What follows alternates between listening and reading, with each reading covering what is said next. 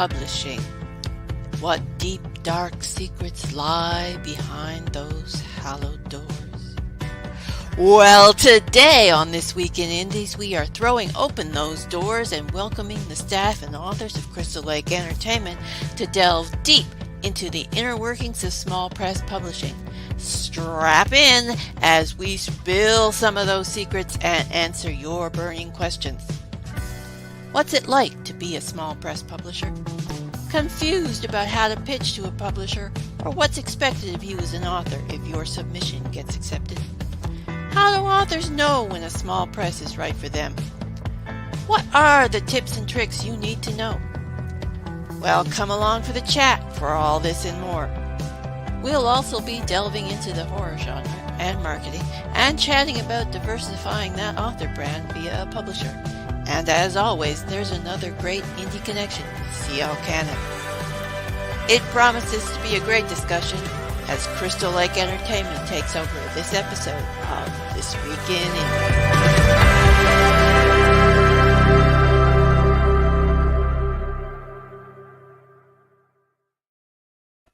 And hi, I'm your host this week, A.F. Stewart, also known as Anita Stewart.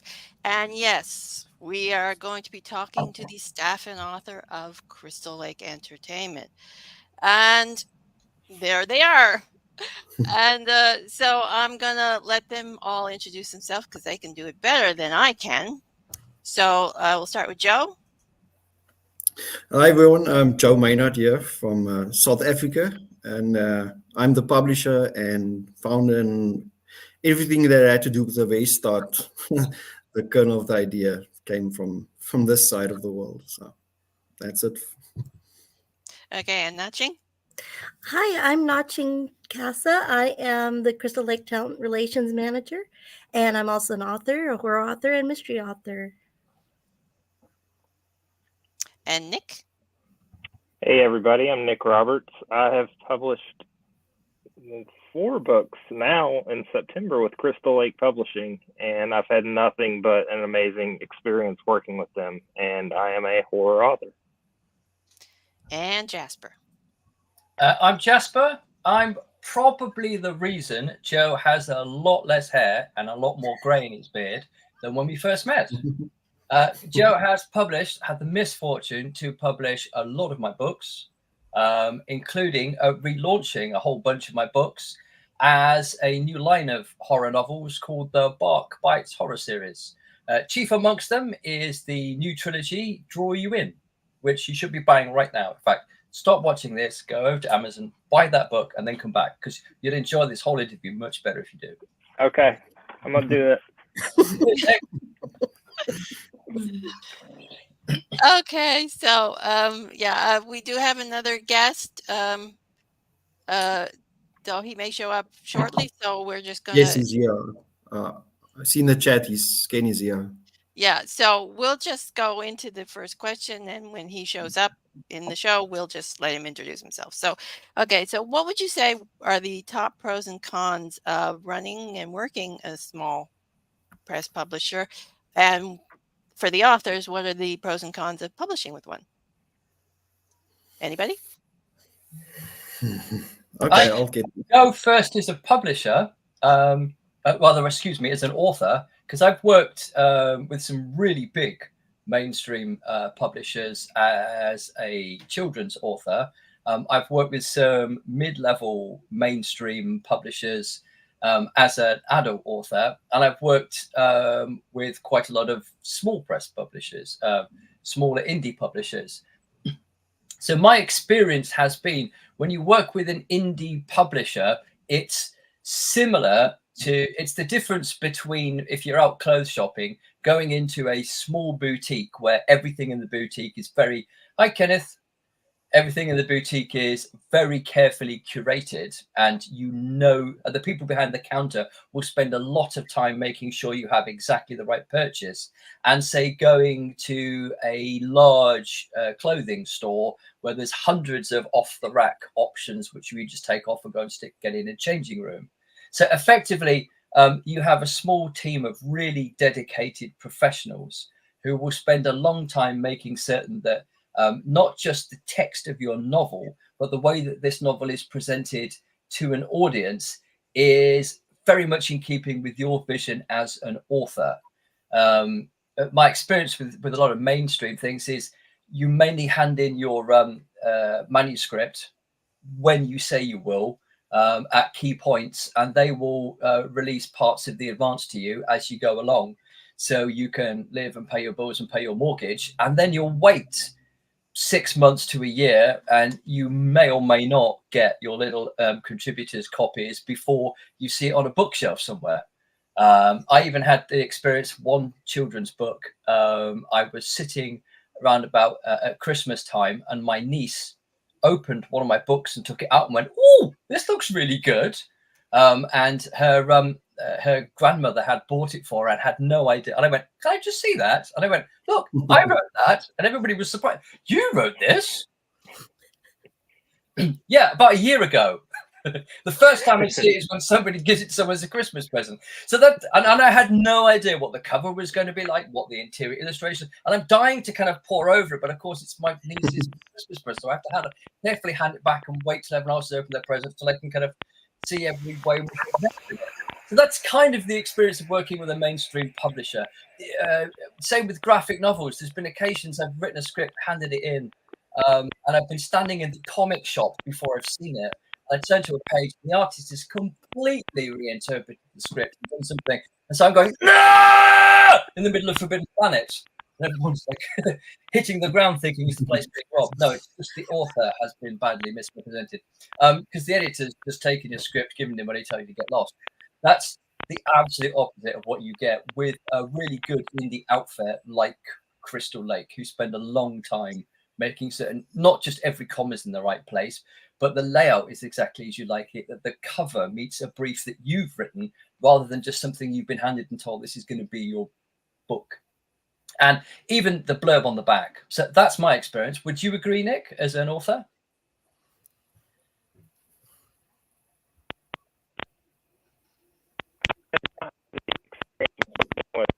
Okay, we're getting sound problems from you, Nick.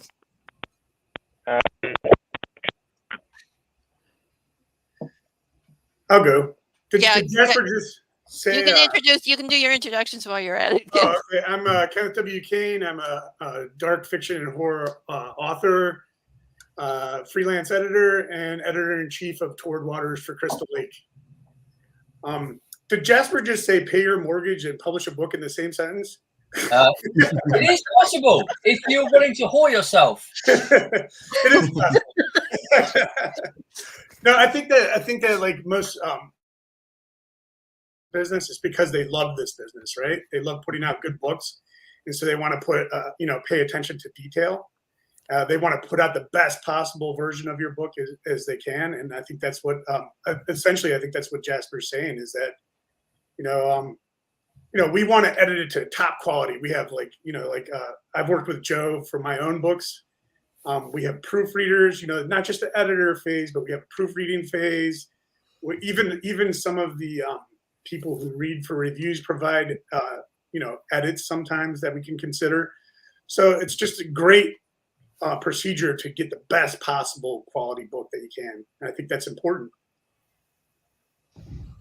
Yeah, apparently one of the edits I did, proofreading things,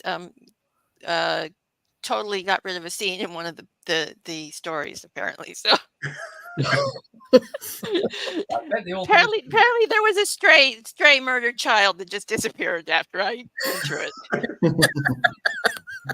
it. Okay, so is your sound okay now, Nick? I don't know. Is it? Yeah. Yes. Okay. So, do you want to answer the question? Yeah. So, my experience, I've not worked with a big five publisher. My experience has been working with a micro publisher on my first novel that they didn't make it through COVID. They had to close up shop once COVID hit, and the rights to my first book got reverted back to me. And then, thankfully, I hooked up with Joe with my second book, The Exorcist House. And that was my only experience working with another publisher. And going from that micro publisher to Crystal Lake felt like I was going from self-publishing to the big leagues. I mean, having someone who was willing to meet me halfway, more than halfway, and put in work, that's what I want more than anything, because I'm a workaholic. I am a control freak, and I want somebody who can match my energy and can get as excited and driven as I can be. I also want people to hold me accountable and to say, "Hey, rein it in," and or how about this idea? And working with Crystal Lake, it's been a perfect partnership so far, on my end at least. There No, might be a definitely. dartboard with my face on it over there somewhere that I don't know about. Okay, what about you, Nashing? Because you've done it from both sides. So what's your experience been like? Oh, I've had a great experience.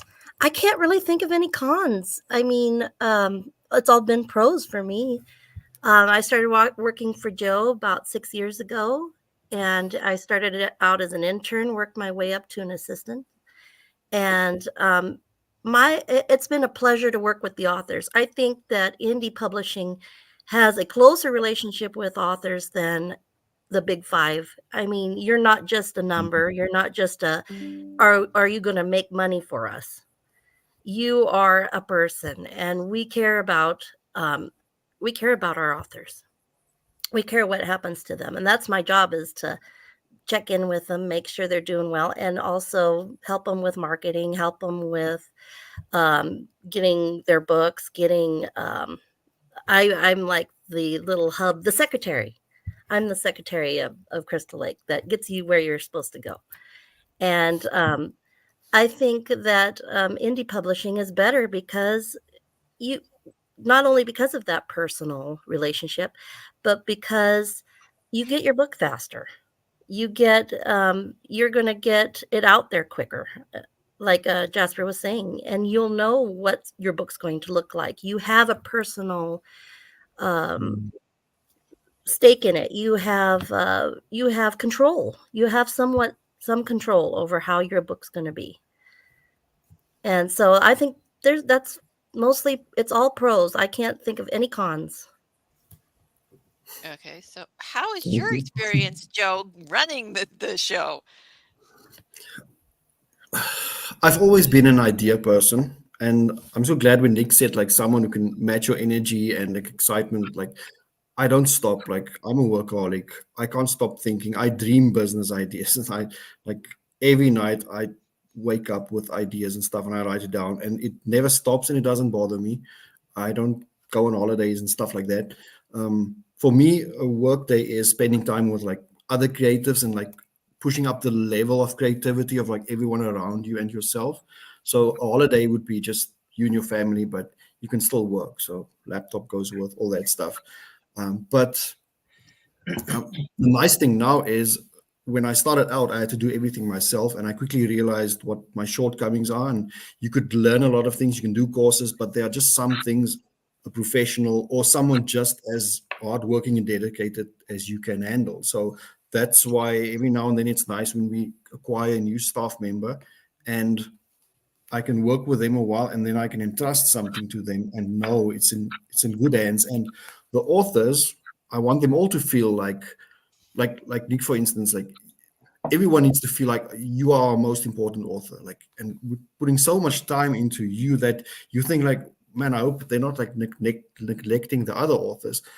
But as we get more people working for us and jumping in, I don't have to feel bad for not being there constantly emailing back and forth, because I know Nashing is there, Ken is there, Yaku. We've got a few other people involved as well. And we still have to announce it, but we've got someone coming in next month as well to help us because the work is just becoming to a level. And I've got new ideas that I've got meetings set up this week.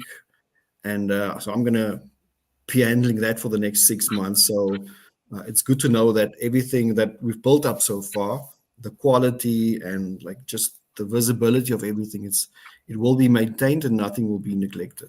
So that's Yeah. And we've got our new podcast line too, and one of our newest podcasters is in the audience today too. So So a shout out to her, to Michelle. And so there she is. So, what advice would you give authors looking to submit to a small press from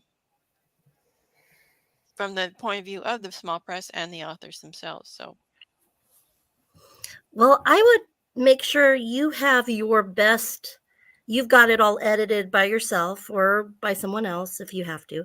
Have your best work ready to submit, because that we are looking for, we want to see a polished work. We want to see somebody who's put effort. It's not like we're going to take the work and then edit it all ourselves and make it into something great. We need that help on that side. That's what I would really recommend. Make you sure you've got your best polished work ready when you submit to us. okay. So, from the author's point of view, how was your approach to small press publishing, the pitch? I'll just say that I had with the Exorcist House. I had it wasn't even titled The Exorcist House at the time. It was something pretentious like what was the original title? Something like Pandemonium was the original title, and we were in the middle of a pandemic. So it's like, how did Joe even accept this? But I remember I had, I really learned from my previous book, because I thought you just write the manuscript, send it away. Writing the book's the easy part. Publisher does everything, and you're good. And that's what happened with my first book. And when it got published, it was riddled with editing errors, formatting errors. So with Crystal Lake, when I sent in The Exorcist House, I made sure that it was as good a product, as professional a product as I could possibly make it. And before I pushed it on to them. And when they accepted it, of course, we went through another editing phase and revisions and all that to take it to a more professional level. But I did the work on my end to the best of my ability before I sent it in. And in this day and age, with the amount of people wanting to read arcs and proofread and establish themselves as reviewers and beta readers, there's no excuse for not having as many eyes as you can on your work before you submit it, as long as you trust those people. I would say, as an author as well, it kind of sounds a little bit like you're saying to the author, get it absolutely 100% perfect and ready for being published before you hand it to us. I would just like to say there are an inordinate number of highly talented, very professional people who take my awful, dreadful, fault-ridden manuscripts and turn it into something publishable. When I work at with Crystal Lake, so don't think honestly you have to have every T dotted and every I crossed. And you can see the work they do on my manuscript with comments like that. One thing I would say as well, though, I came to indie from mainstream, and in mainstream, everything about submission is all about your pitch. And you start like with the elevator pitch. It's a very stupid term, but the idea is, imagine if you're locked with an editor between floors on an elevator, you've got 10 seconds to pitch them an idea. And one incredibly stupid thing an editor say, and this is professional editors and absolutely everybody in this, I'm accepting and not including anyone at all in this podcast with me, but a lot of professional editors say a lot of really stupid things, and so do agents. And one of the things they say over and over again is every great story can be condensed into one sentence, which is so and so wrong. What they actually mean, I'm going to translate that for you, is the majority of manuscripts that come across my desk, I am not going to read anything more than a sentence, because I don't have the time, because I've got a pile of manuscripts that go to the ceiling in 4 offices next to me, and I've got 1 lunch break this month to get through them all. So they're going to give you a line at best. So you have to have your best line up front. And I used to spend ages trying to cram an entire plot into 1 line, the most ridiculous sentence, tortuous, imaginable. Basically, all they really wanted was 1 very good sentence. It didn't matter if it was even vaguely connected to a work, as long as it was a good sentence. years ago, I was pitching to an editor at DC, and she said to me, I just had this script in, and the writer said to me, he said, it's like 6 foot under, only with real zombies. Isn't that amazing? Isn't that the best pitch you ever heard? And I was like, yeah, even though it was probably the worst idea I'd ever heard. I have to say that particular pitch went on to be iZombie, which became a very successful Netflix series. So what do I know? And how does that describe iZombie? It doesn't. It was the sentence that got an editor to read his synopsis, that then got the editor to read his manuscript. And that's the next thing you need. Get a really good line. It only has to be tangentially involved with your work, and get a really good synopsis, no more than 2 paragraphs. And just like you were writing the blurb on the back of the book, put every single hook you've got in the book, every single thing that will make a reader want to turn the pages, and put it in 2 really punchy paragraphs. And if you've got a really good tagline, a really good elevator pitch, and 2 really good paragraphs, they're going to give at least the first 2 pages of your manuscript a look. So if you can write, then, but until you've got those things, it can be touch and go, because they need a flavor and idea. You need to sell it to them. You need to butter them up. It's part of the chatting up. It's part of the foreplay with your editor, potential editor, to get them to read that manuscript. Okay, so Kenneth, what would your advice be for submitting to a publisher? For me, like with Toward Waters, I do everything, right? I do the editing, I do the formatting, I do the book covers. And so something I often look for is, authors that are going to be willing to work with me on all those things, right? Mm-hmm. Because it's a lot to take on. So I need them to be very easy to work with.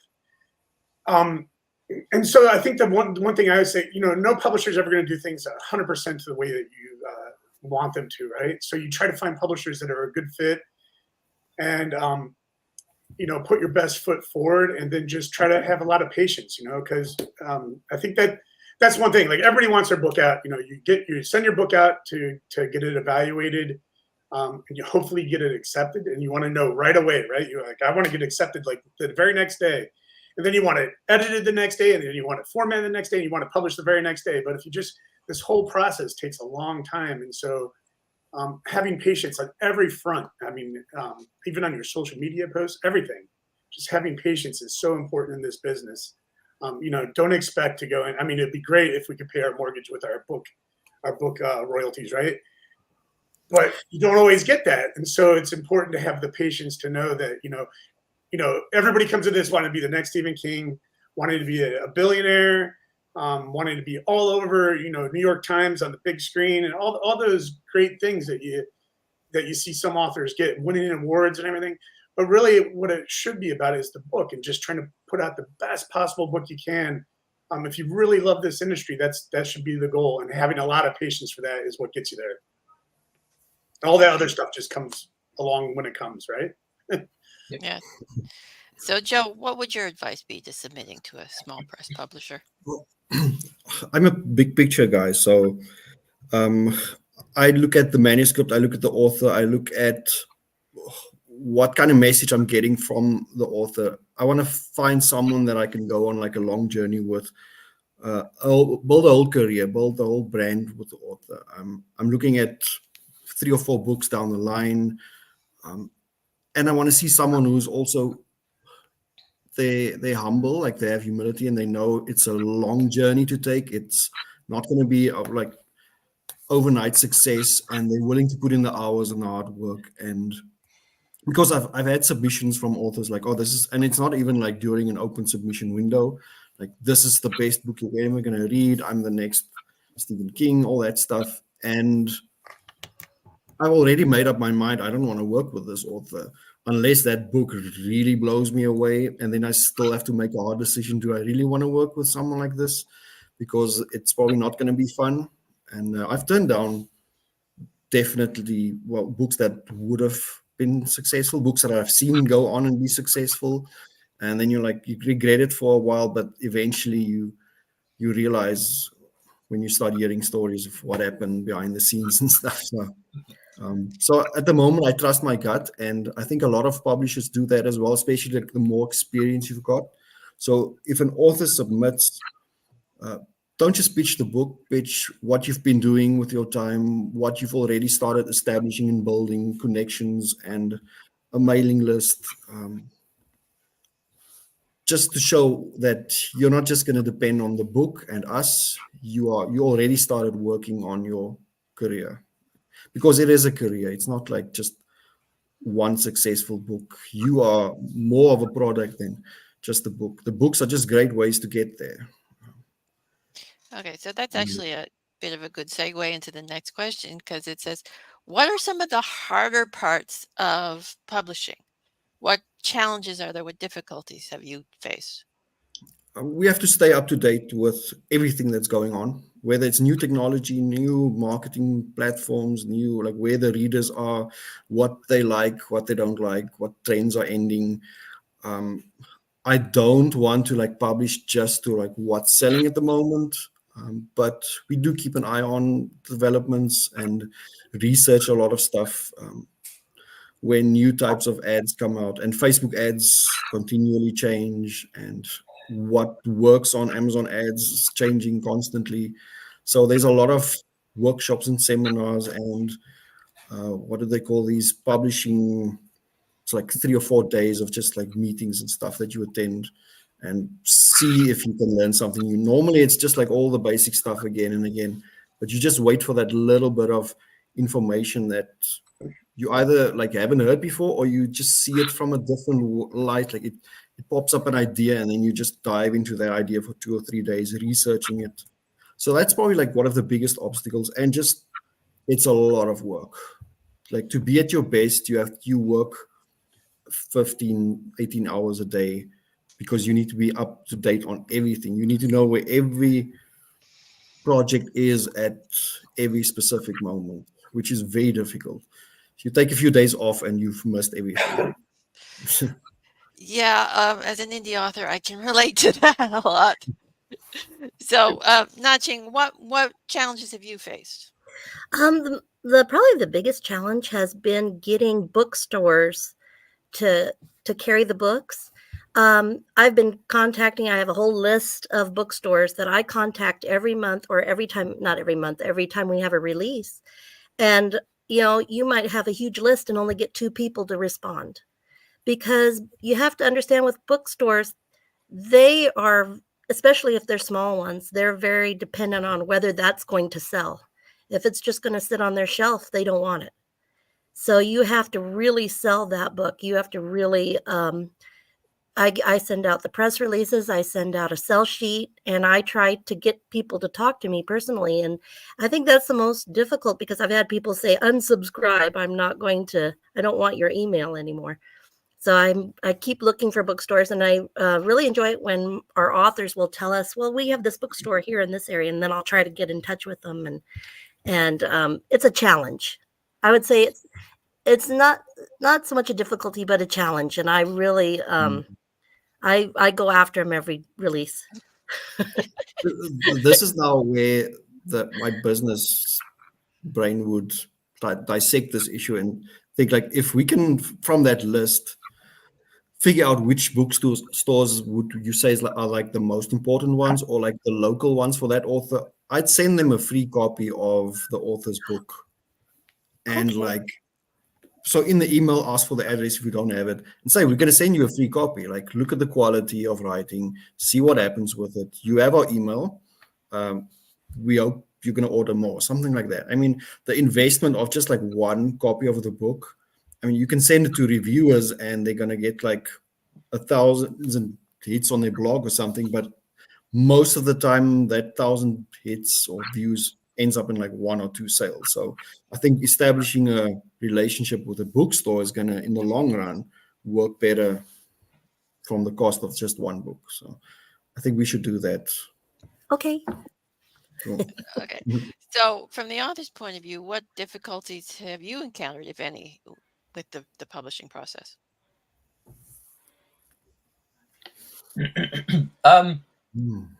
I think it's the speed at which publishing changes these days.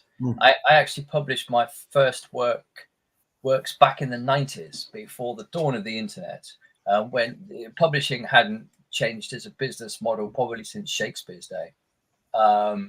And in those days, you would go to the guys who've been in it for years and years and years and ask them what you were supposed to be doing. Because they'd been in it for 40 years, they'd seen everything, they could tell you.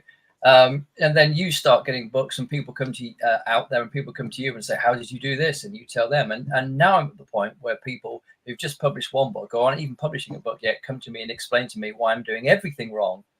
And they're 100% totally right, because they are much more on closer to what's happening, or have spotted how you have to pivot before I've even spotted the pivot before the last pivot that everyone else has done.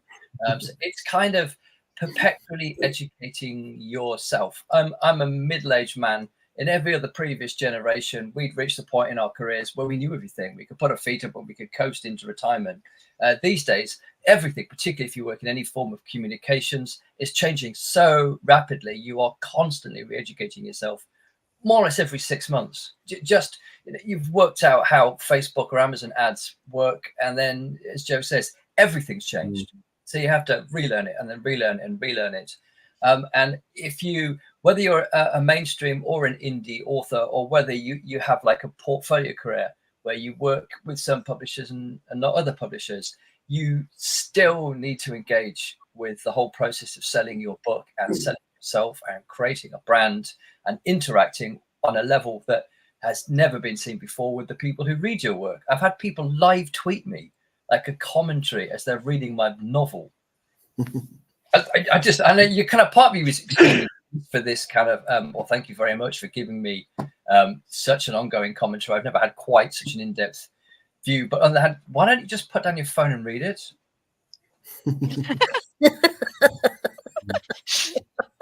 So yeah, it's keeping abreast of all the changes you have to go through, and the amount of reader and audience engagement that you have to indulge in, and it's essential to maintain a readership.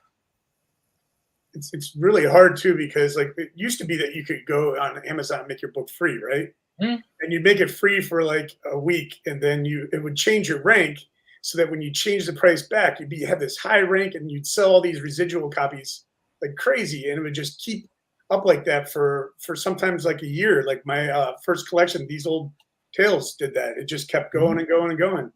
And then Facebook said, well, they're making money off of this, so we got to change this. You can't promote your book with links. And then Amazon said, hey, they're outranking Stephen King. We can't have that. And so they're just, every time somebody finds something that works really well to sell books, it seems like they're trying to put a stop fix in for it.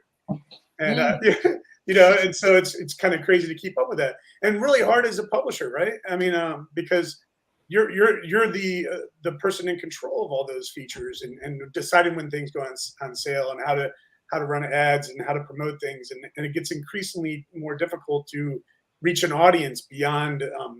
Obviously you want to reach your Facebook audience and your Twitter audience and stuff, but you also want to reach the audience beyond those people. The word of mouth is really important, and getting that is increasingly more difficult, I think.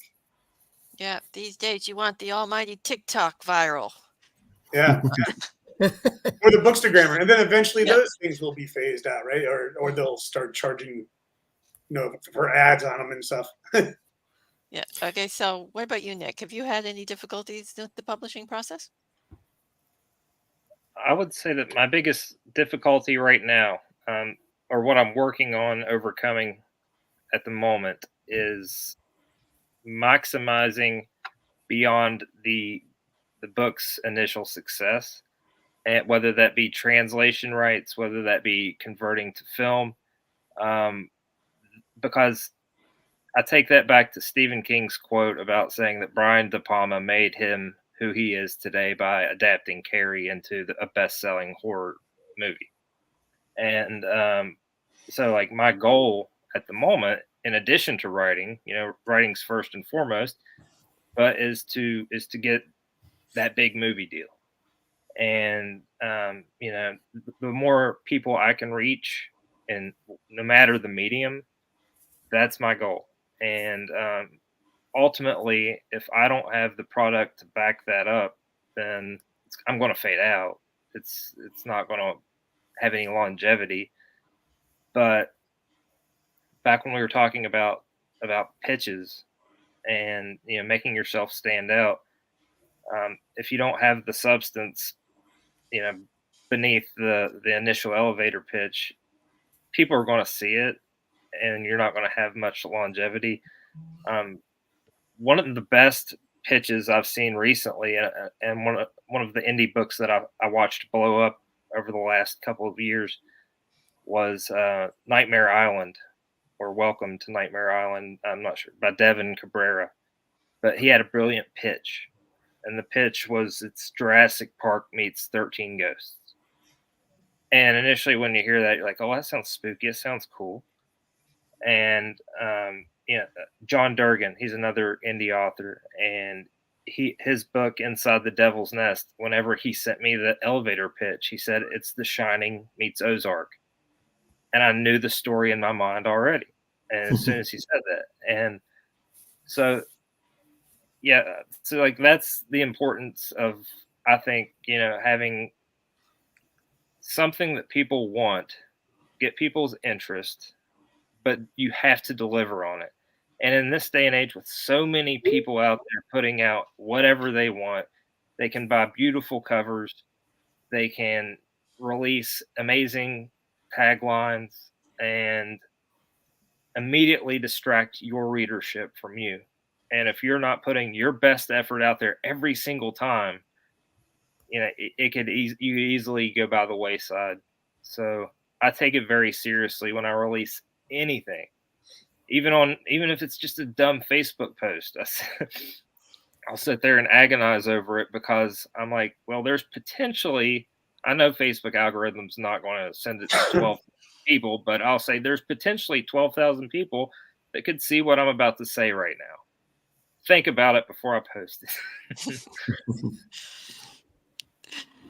Okay, so this is a great place to take a break for the Indie Connection, and CL Cannon is showcasing indie books this week you might enjoy if you are a fan of Gideon the Ninth by Tamsin Muir. So take it away, Other Joe.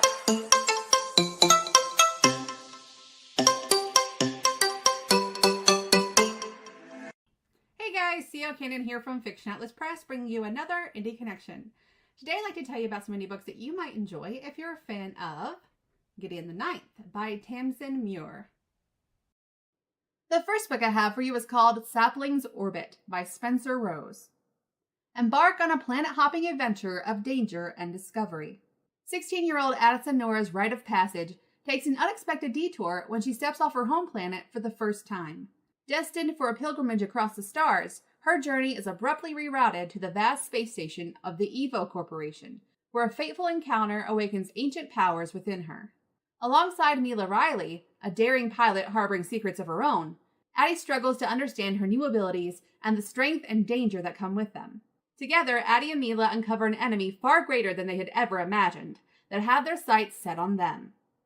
The pair embark on a planet-hopping quest, facing hidden dangers in unfamiliar worlds and confronting their inner demons. Their journey is a test of trust and courage. The second book I have for you is called First Comes Death by Avra C. Barron. A power for every death. When a black hole anomaly rewrites the rules of life and death, Dinah resurrects from a fatal crash into the Chesapeake with an uncontrollable tie to water. Trapped in a cycle of vanishing and reappearing across the world at the water's whim, all Dinah wants is to rid herself of this connection and have control of her life again. But with every new resurfacing, it becomes clear she has a worse crisis on her hands. She's being followed by a monster. Drowning may not be a natural cause of death, but neither is murder. And when Ivy resurrects with the ability to produce bone daggers from her own body, she's hungry for revenge.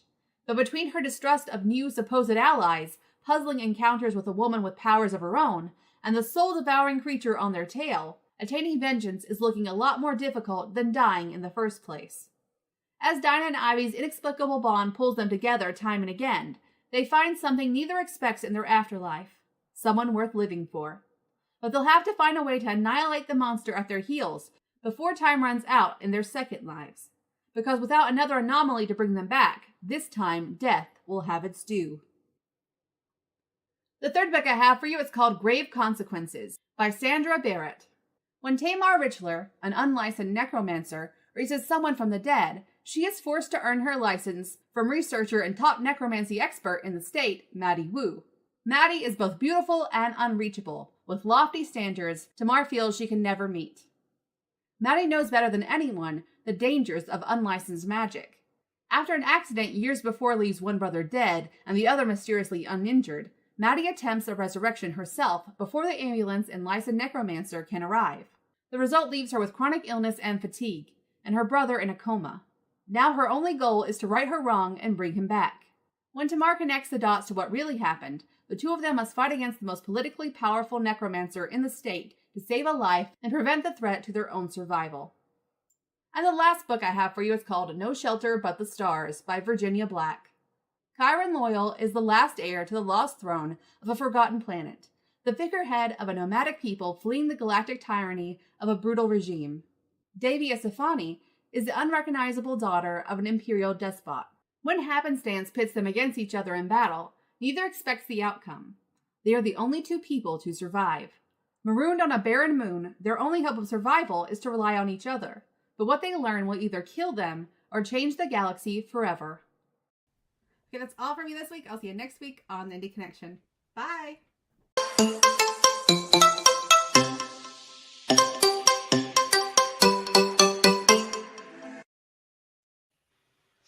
And we're back. And they'll look like some great books as usual. She has always got great selections for the Indie Connection. So we touched a little bit about this just before the break, about diversifying your brand. And I know Crystal Lake is branching out into this with comics and games. So how do you think authors should go about diversifying their brands? What is the easiest way to do this to start the process? That's a tricky one. From a publishing perspective, we look at intellectual properties that we can run the whole 9 yards with. So something that translates well into comic books and movies and stuff like that, and has international appeal, like for translation rights and everything. So a story that's universal with characters that are so unique but also in a way reminds people of some of their favorite movies or books or characters. So it has to be unique, but also touch on a bit of either nostalgia or just a feeling of home. Like this, these are the types of stories that you love to like curl up with on a cold day, stuff like that. So in Hollywood, they call it the what does it say, the when they write screenplays, it's like this is the big one, like a big idea, probably something like that. And yes, high concept. There's the one. It doesn't have to be that high a concept, but at least still something that I know I can approach my contacts with, whether it's movies or translations, because it's going to translate well. And I can approach James, who runs the comic book division, like, okay, this is a very interesting intellectual property, already has a huge following. I think we should acquire this. And then we can also do like a novelization or an anthology. For instance, we're doing Duncan Ralston's Ghostland board game. I've acquired 2 book covers now, 2 versions of that comes from the board game itself. One's going to be for an anthology that I think, Nick, you are writing a story for. It's like just a bunch of Duncan's friends and colleagues, everyone writing a shared world story. And then we're also going to re-release the Ghostland book with this new cover, and it's like a special edition just for this book. And so just something that it's easier for us to just do a lot with. Like, for instance, Nick's books, Jasper, you as well. I mean, there's so many possibilities because, I mean, Jasper has the comic book aspect of it. It has the history of the United States, this like secret history and conspiracy theories, real people, Nick exorcisms. And I mean, those things never get old. There's always that draw back to the original, The Exorcist. I mean, it's still pop culture today. I mean, how many years has it been? And it's still popular.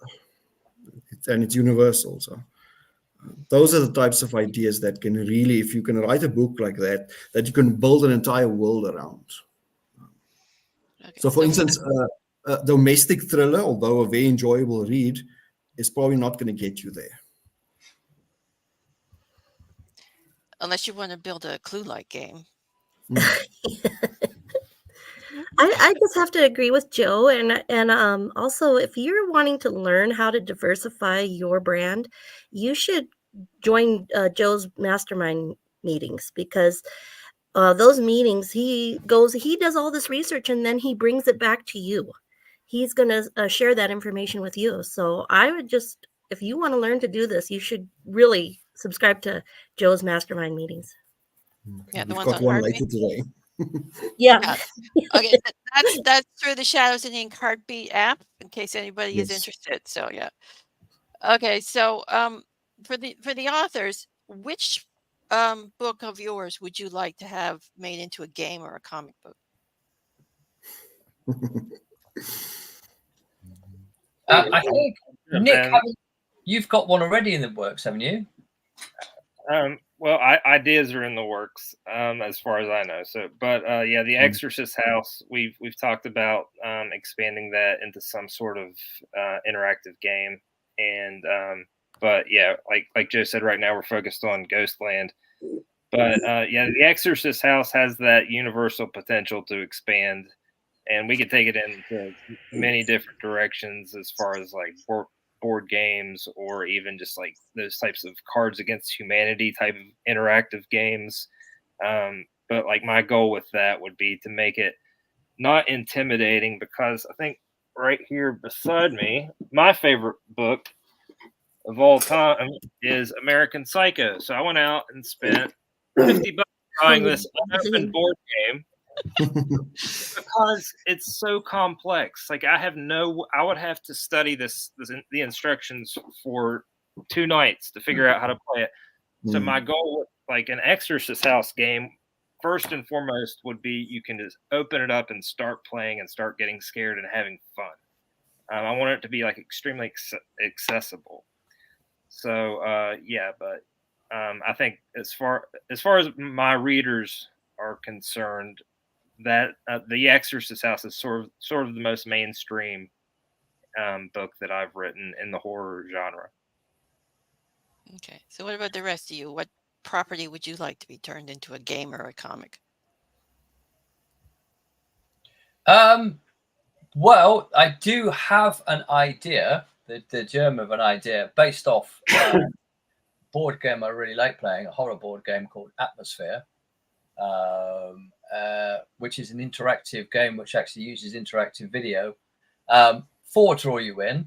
It kind of comes from the very last segment of the very last book in the trilogy, so you kind of have to read that to get, but you wouldn't need to read the book to play the game that I have in my mind.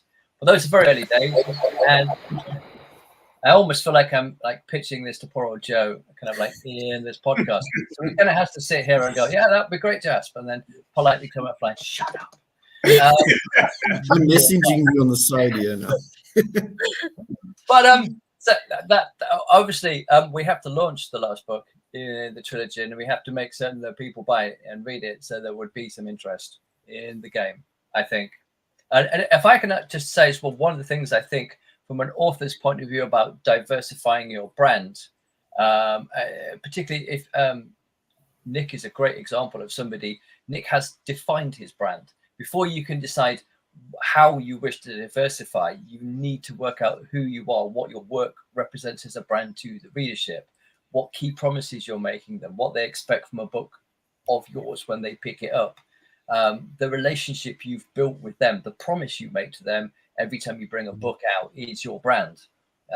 And so the more clearly you have that defined, the more ideas you have about what that is and what it means to your readership. And that means listening to them a lot.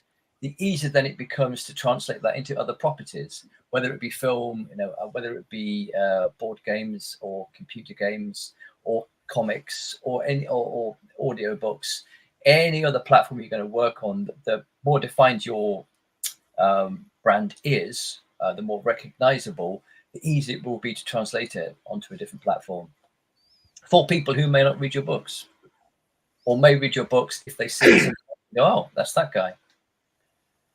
Okay, so what about you, Naching Kenneth? Do you have any books that you secretly want diversified or advice on branding? So I guess like I'm probably most known for my editing, right? Like these days, but writing wise, I think people probably like my short stories. So I grew up reading comics, and I've always wanted to do this kind of like creep show type comic thing with my short stories. So I think like Embers would be a great book to dig in for some of those kinds of stories and turn into a comic book. That's probably like one of my favorite short story collections I've done, and I think people resonate with that one out of all my collections best. So yeah, I think that. And then branding wise, like I've always been on like the kind of Joe Lansdale kind of thing where he doesn't like pigeonhole himself into a single genre really, but he just brings the story every time, no matter what he's writing. Mm-hmm. And that's kind of how I view that. I mean, I would hate to like write a zombie story, right? And then be the zombie guy. And then you're stuck writing zombies again and again and again. So yeah, I try to write a little bit of everything and to just do whatever pops in my mind. I have all these voices in my head calling for attention all the time. So it's just which one's screaming the loudest. Well, the one I'm most known for is now in the public domain, so that's Sherlock Holmes. So I would love to do a comic book of Sherlock Holmes or a game or any of that. Yeah, somehow I figured that. Well, Okay. Nashi, you are designing the murder mystery game for a newsletter, so just live it out. Brings new meaning to the game is afoot, right? One of us could be murdered, and like that could be the first mystery. So. Yeah, well, I'd be the first suspect if anyone knows my brand, which is basically all things dark and stabby. So, anyway, so let's talk about horror marketing in particular. Are there specific challenges to marketing horror books? The thing with books is everyone's different. I mean, you have to. Initially, I thought with every book launch, if I can just increase our visibility, like the size of the potential market, it'll get easier with every book. And up to a degree, it did work. And then all of a sudden, it doesn't work anymore. And you need to figure out why. And ads for some books will work and some won't. So you can't use just this one way fits all type of approach. You need to look at the brand of the author, the book, the theme, the cover, the readership, the potential market, the age group, all of that stuff. And this is a new thing I'm going to do from now on.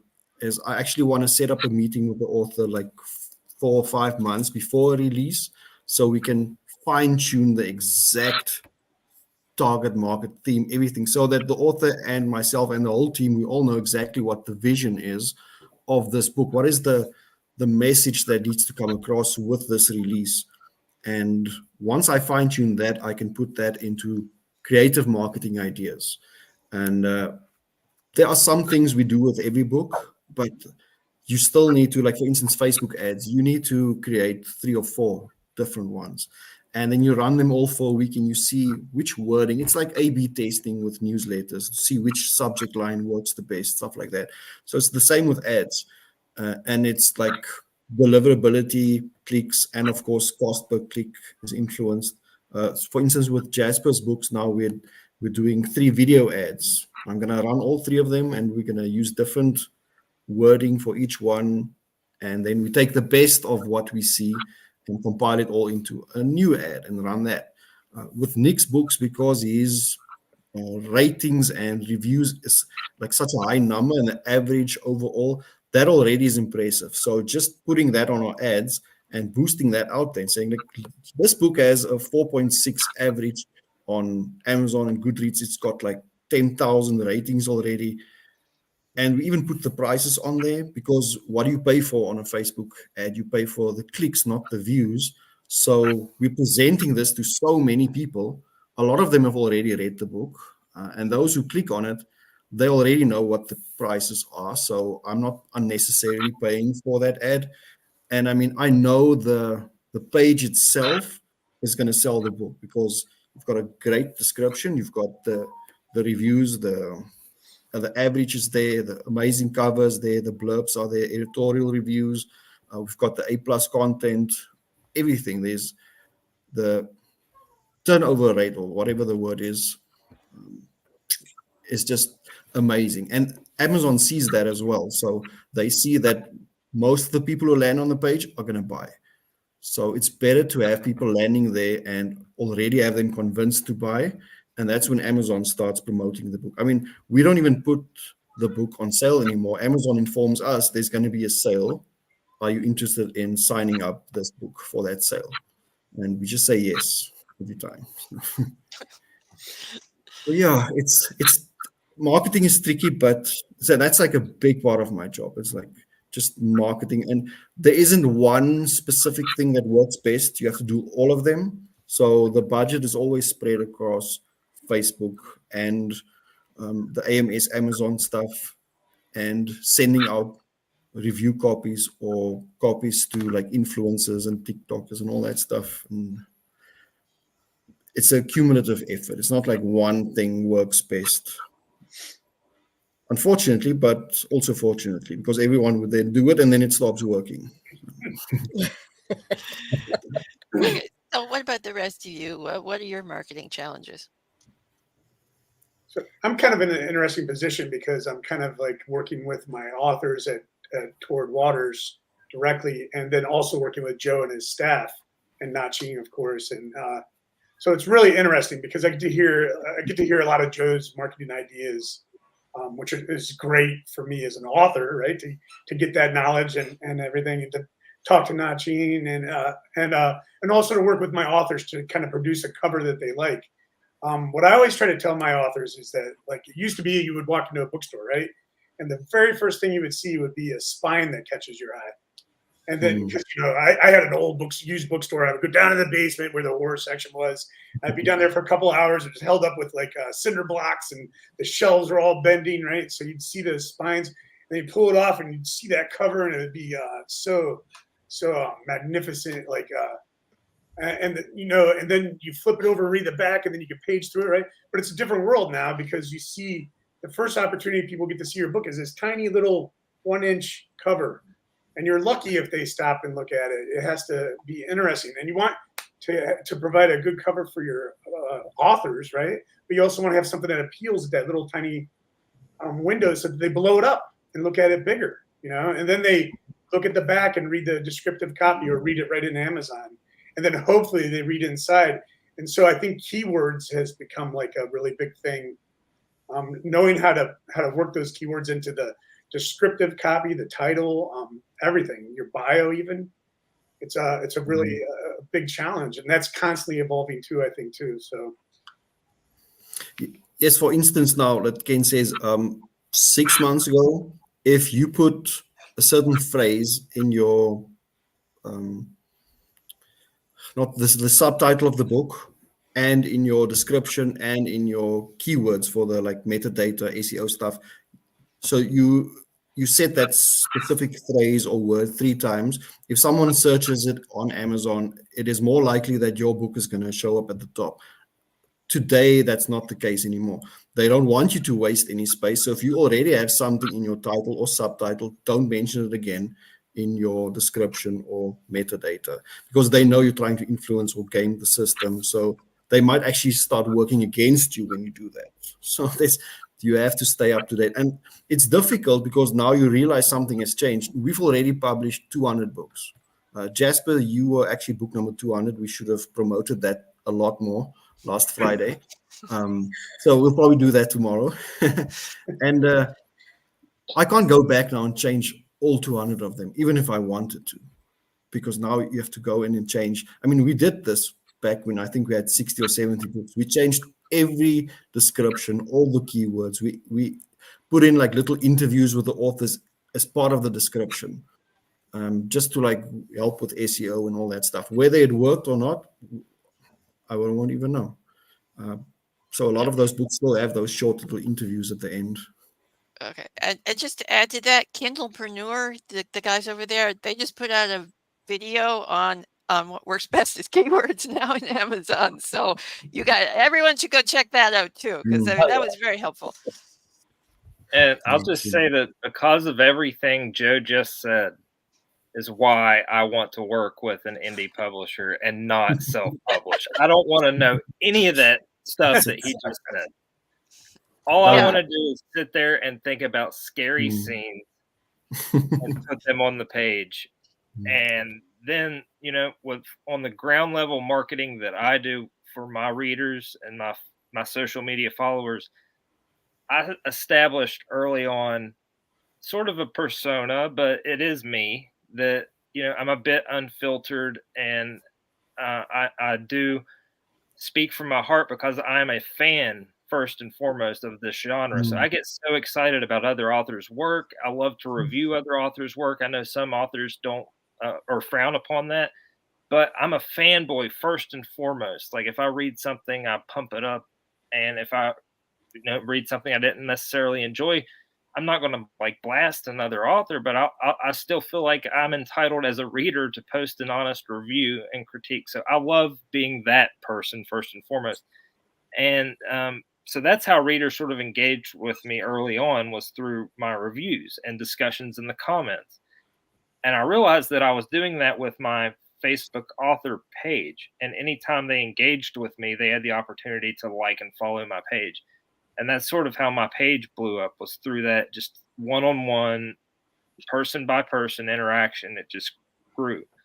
And I was actually speaking with a few other authors who have, different personas,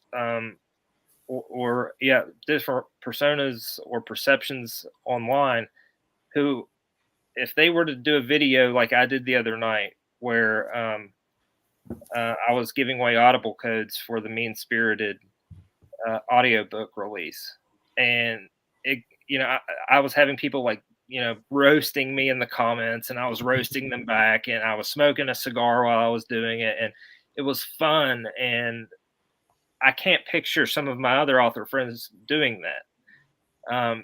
So I feel like I'm comfortable in my relationship with my readers to where I can say things, I can act a certain way, I can put on a dumb Halloween Michael Myers mask and make a TikTok video, and they're like, oh, that's just Nick being Nick. But if like John Durgan or Felix Blackwell, or people that are more like not necessarily serious, but they don't put out that kind of content, if they were to just come out of the blue with something like that, it would throw people off.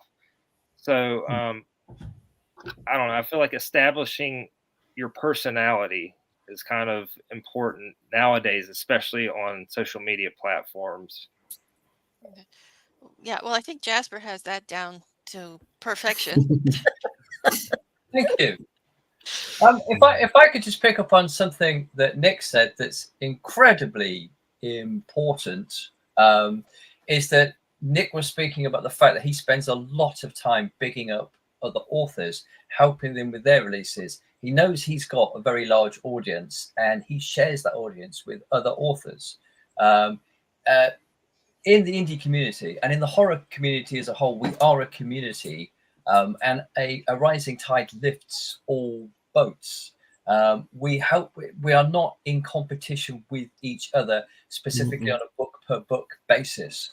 The key part of our readership that's going to support us buy a lot of books. They buy 2, 3, 4 books a week. So if we are helping other people, they're going to help us. We're going to lift ourselves up. So you shouldn't necessarily see every other author as a competitor.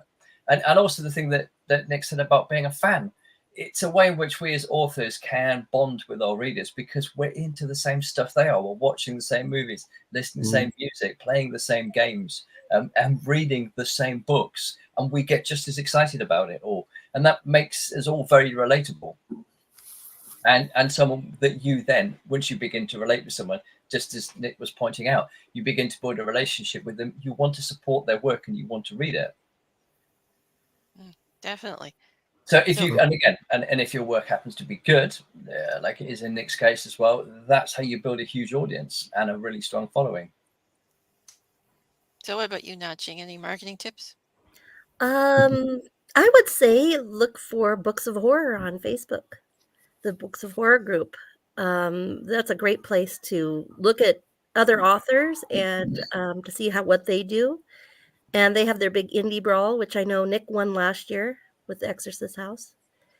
And so, I mean, that's a great place to look.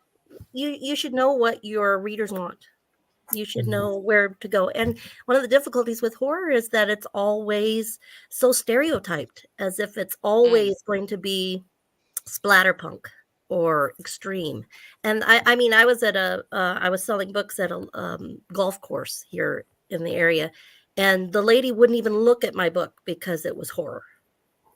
So, you have to contend with that. So I would look for places where people want it. And that's my tip. Yeah, excellent tip.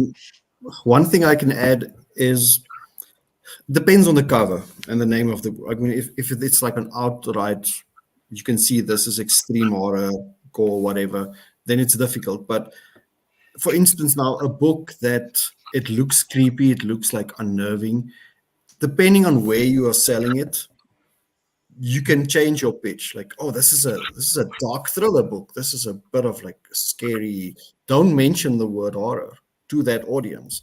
So sometimes our posts on Facebook will also change. I mean, if I'm advertising a book in the Horror Writers Association, like on their Facebook page, I'm going to mention books and authors similar to that book that I know they like. I'm going to mention horror. I'm going to tag like hashtag horror fiction, horror books, whatever. But if I'm in a psychological thriller Facebook group, I'm not going to mention the horror book. I'm going to say this is a psychological thriller with a bit of a dark edge type thing. So if you're at an actual event where you're selling books, look at your audience, and depending on the cover, you don't have to mention like exactly how dark this gets, like how horrific it gets, because a thriller reader would forgive one horrific scene. They're actually going to enjoy it, but they're not going to tell their friends about it, but they enjoyed it. But don't mention the word horror to them because they always think of like the most extreme horror, which I mean, a lot of us don't enjoy most extreme horror. No, I think horror as well is one of those. There is kind of like a fictional apartheid going on. Kind of like there are the kind of carriages right at the end of the train where certain fiction has to ride.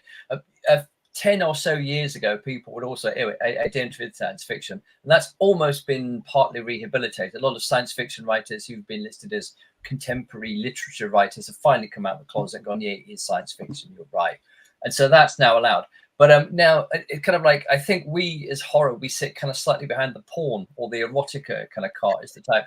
So if ever you meet someone socially at a party and they find out you write and they're all interested, oh my gosh, an author, how wonderfully, like, what do you write? And then you might as well say, I write child porn. If you say I write horror, because then that's just every single conversation stopped. Everybody quietly goes, oh, and I don't really like that sort of thing. Because no one can then go, wow, you like horror? I love that stuff.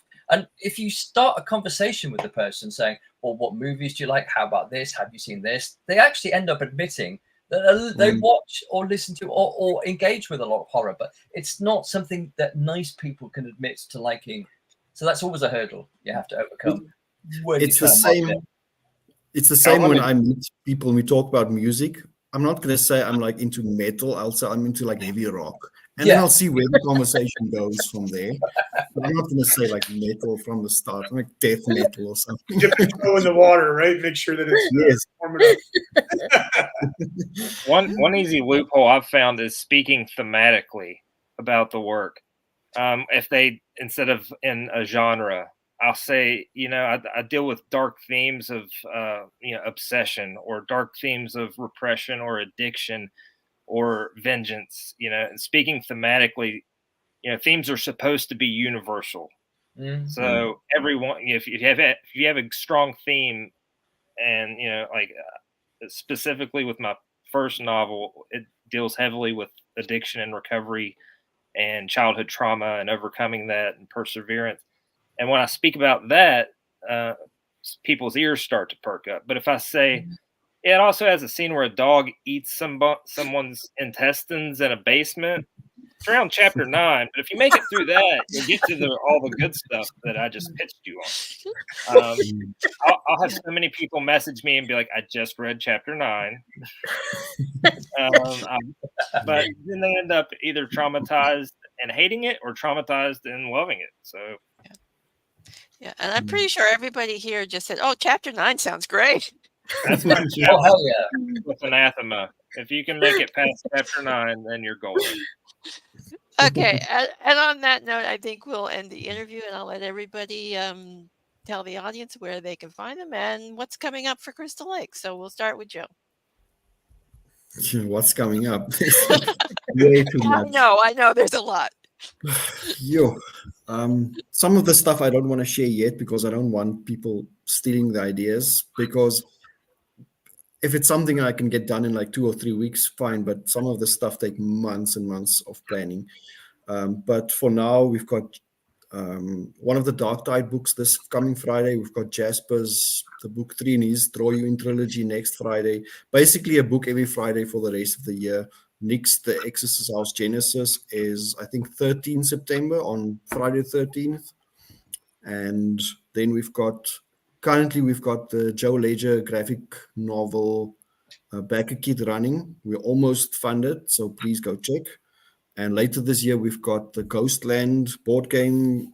We're probably going to do that one on Kickstarter. And we've got our author's journey running at the moment. I'm busy writing a workshop like on branding and marketing that I want to launch in July. And other than that, we're just busy we're going to start editing next year's books and getting the covers done, because we're now actually fully booked for next year as well. Like, I just signed someone yesterday for November, and we're not going to do a book December of next year because it's just a bad time to release a book. So we're full. And the rest I'll reveal as I can, as and when. Okay, Naching. Well, you can find my work on Amazon, a lot of Sherlock Holmes. And I will be having, I just found out I'm going to have a collection of Sherlock Holmes stories published probably next year. So Cool. that's that. Okay, Nick. So this week I had Mean Spirited, the audiobook, drop from Crystal Lake. I also had my self-published book, Dead End Tunnel, the audiobook for that, released as well, both on Audible. And like Joe said, I have The Exorcist House Genesis coming out September 13th. And, some people who love The Exorcist House wanted a direct sequel. Some people wanted a prequel. I couldn't get on board with coming up with a sequel until I had the format of The Godfather Part 2, where I could hit on both a prequel and a sequel. So that's what you're getting with Genesis. And one thing that I want to mention that I don't think we mentioned when we talked about diversifying is Patreon. And you can find me on Patreon at SpookyWV. And it's such a good way to connect with readers and to brainstorm with readers. And it's a good way to get new exciting ideas that you can experiment with before even taking it to a publisher. So for the authors out there, if you're not on Patreon, try it out. And readers, find your authors on Patreon, because there's exciting exclusive stuff that you can get there that you're not going to get in the bookstores. Okay, Jasper. I've just launched a brand new website, which is hugely interactive, massively multimedia. There are loads of videos, blog posts, all kinds of information, and really clever graphics up there. That's jasperbark.com. That's worth seeing. I am, of course, all over social media. Spread like a cheap tub of margarine across most platforms, including Insta, Facebook, Twitter, LinkedIn. And my Patreon page is pretty dormant, but I will be coming back to that. And I just also launched a new mailing list where you can get 4 completely exclusive free books at the moment, with a 5th one coming. And you can find links to that if you go directly to jasperbark.com. You can sign up from there, or there's links in the back of my books. And of course, as Joe mentioned, in 2 or less than 2 weeks' time, not this coming Friday, but the Friday after that, July the 5th, is the release of the third and final book in the Draw You In trilogy. It's the grand finale. It will explain the entire mysteries of the cosmos to you, and it will cause your consciousness to evolve into an entirely uber-human level. Okay. All for the mere price of $3.99 if you buy the ebook. That's an elevator pitch. Yeah. Kenneth. You can find out more about me at KennethWKane.com. All my social media links are on there. I mostly post pictures of my dogs and play guitar, but occasionally I post stuff about writing too. I recently had a short story come out in Weird Tales. I have a anthology coming out in September, I believe, that I edited, Fear of Clowns. You guys are going to love this one, so definitely pick it up. Toward Waters wise, we've had our second and third book come out already. We had Amanda Blake's Question Not My Soul, which if you haven't read that, it's a little bit on the more extreme side, but definitely check that out. Cheryl Lowe's The Wicker Witch, which is a fantastic, less extreme, but just super scary. You'll love it.